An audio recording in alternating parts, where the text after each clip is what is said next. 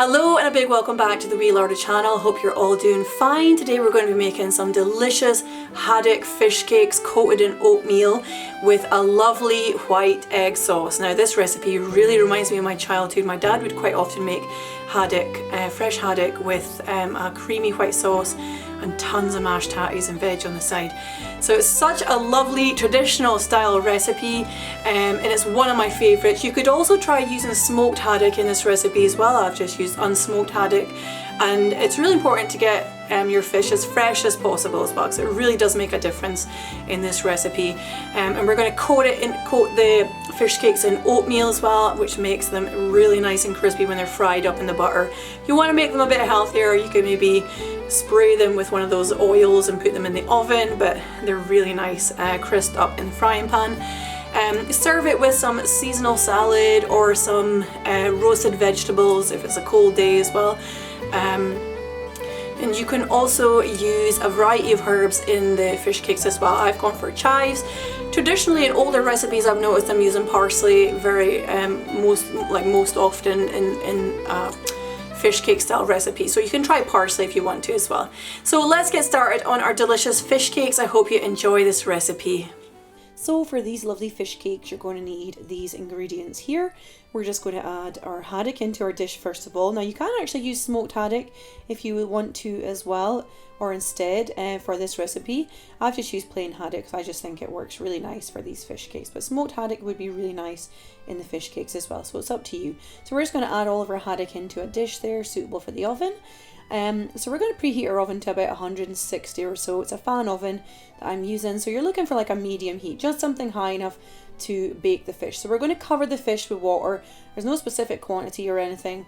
We're just putting in enough water so that the haddock is pretty much covered. We're going to add in some salt and pepper in there as well, and some herbs.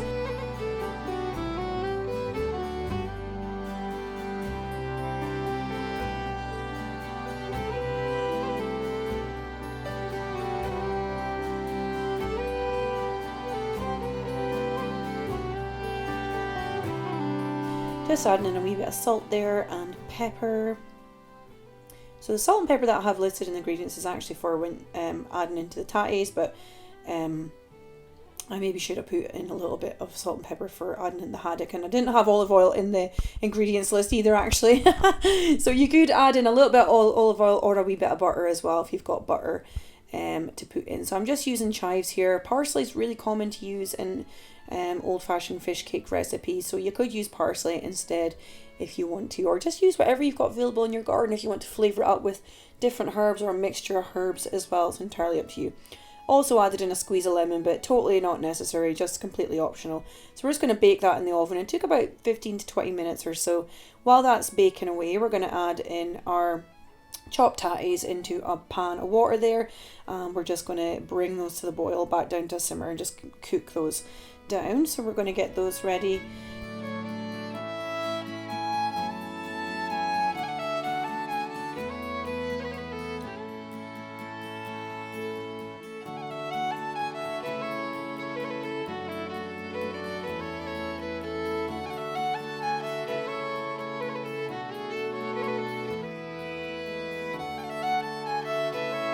Just make sure you don't drain your haddock and pour all that lovely flavoured water away. Please excuse my chipped plates in the background. I really need to get rid of that one. I just seem to be hanging on to it. So we're just going to take our haddock out onto the plate and just double check for bones. That was something I did actually before I put it into the dish, was just check that there was no bones in there. But I am double checking just because I'm feeding it to my little one as well, my little toddler, so I like to make sure that definitely sure that there's no bones in there, because she loves fish cakes, and if she found a bone it would just completely put her off eating the rest. So I just double check in there. So just flake your fish into little pieces until it is all flaked, and we're just going to set that to the side. So it does take a wee minute or so, but just make sure there's no bones in there as well.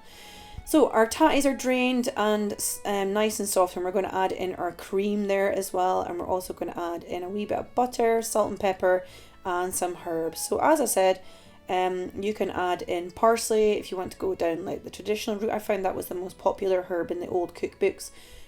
for Scottish fish cakes, but I've just used chives just because that's what I had available in the fridge, and it's also really nice. So we're going to mash our tatties with those ingredients, and we're just going to add in our flaked fish. So you don't want to mix it up too much in the tatties, so you want to kind of keep the texture a little bit of the fish, so don't over mix it or you'll break it up too much into the tatties. So you really want to just kind of mix it through gently, and once I've mixed it through as well, I'm actually just popping it back onto the plate to cool so that I can handle it, otherwise it would be way too hot for my hands. So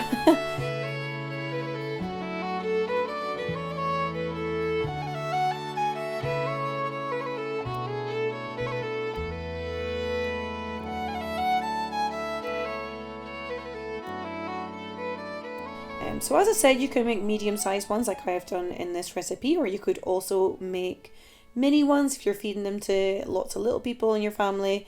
They work really well as well. So I'm just seasoning that with salt and pepper as well, and just giving it a wee mix up on the plate there, and adding in any more herbs that I want to, or a mixture of herbs if you're adding in a mixture. So I'm using the same water that I used for the tatties to boil up my eggs, or I'm using the same pan actually, because I already poured all the water from the tatties down the sink. So I'm speaking nonsense here. I'm just saying I'm using the same pan. I'm not bothering to wash it. I'm just using the pan to boil up the eggs. So I've split it into 6 roughly, and I'm just going to form a fish cake shape in my hand here. Now I have had a few people in the past complain about me using my hands for cooking, but seriously, I don't know what else they expect me to use. So if you're offended that I'm using my hands for forming the shape of the fish cakes and I'm not using gloves or anything like that, then sorry, this channel is probably not for you. So just make sure you dip your fish cake into the egg first. It is quite tricky. You want to make sure you don't mash your tatties down too soft as well. So you want to kind of keep them as firm as possible. So that you can get a nice shape of fish cake. Now it does firm up when you put it into the oatmeal. That really does help. And we're going to dip it into the egg first, then into the oatmeal, and then we're going to pop it onto the frying pan here with a little bit of butter. So we're just melting our butter here on the frying pan, and then we're then going to add on our fish cakes. I'm going to bake those about 5 minutes each side on a medium heat. I actually ended up swapping my frying pan in the end and going for a bigger pan because this one was just too small. I don't know what I was thinking. Anyway, these things happen in my kitchen. So we're going to get those cooking away there in the butter. You could use coconut oil, olive oil, whatever you've got available to cook up your fish cakes. You could also oven them as well, but they're not going to get that nice crispy buttery taste on the outside, and they're not going to crisp up as well or brown as well in the oven as they would on the pan. So I would definitely recommend doing them in the pan. You can always keep them warm in the oven if you want to afterwards.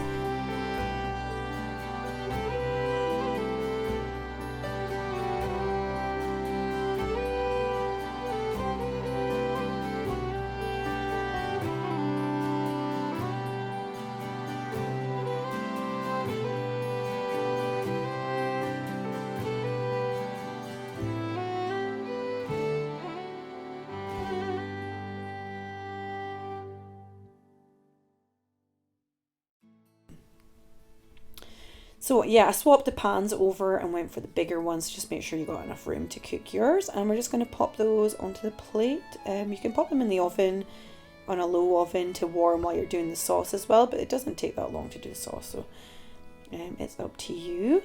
So we're just going to leave those there, and we're then going to get on with our egg sauce. So we've boiled our eggs, peeled them, and you can probably see they're on the chopping board there. I've chopped them up into small chunks.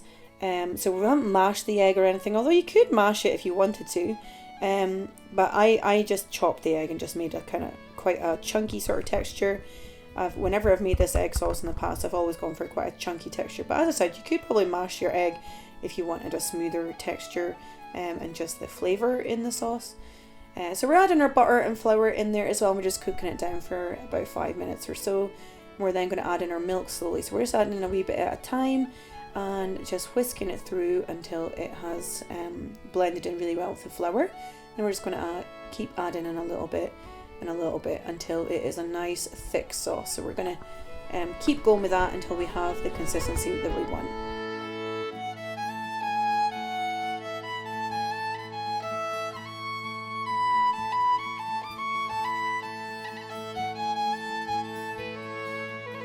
So add in a bit of salt and pepper there as well. And we're going to, once the sauce is really thick, we're going to thin it down with a little bit of the broth. So don't add in too much milk if you think it's going to be too much. Just make sure you get a nice thick texture, and then start adding in some of the broth. So once we've thinned it out with a little bit of the broth from the, when I say broth, I'm just meaning the cooking liquid from the dish from the oven. So that just adds in a nice flavour in the sauce as well. So we're just going to add our egg back in and give that a wee whisk through. Now you could also use breadcrumbs for your fish cakes as well, but I really like using oatmeal. It really crisps up well, and it's quite a healthy option as well, and of course it is like available everywhere in Scotland, so it's an easy option for us. So we're just serving these up with a few good handfuls of salad and vegetables and things, and just some tomatoes and stuff on top there as well. I haven't gotten too fancy with the salad. I don't think I even put a dressing on it.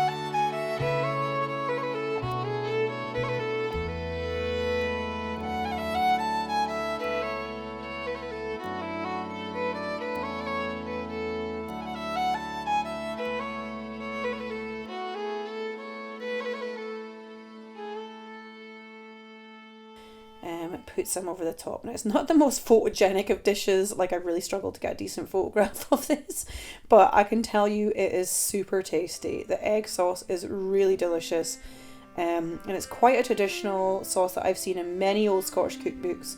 So I really hope you enjoy this recipe, and let me know if you tried it with smoked haddock as well.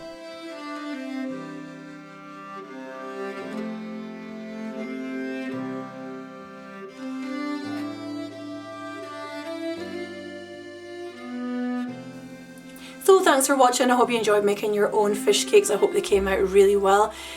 Please feel free to share me a photo or tag me in a photo over on Instagram if you're over there as well.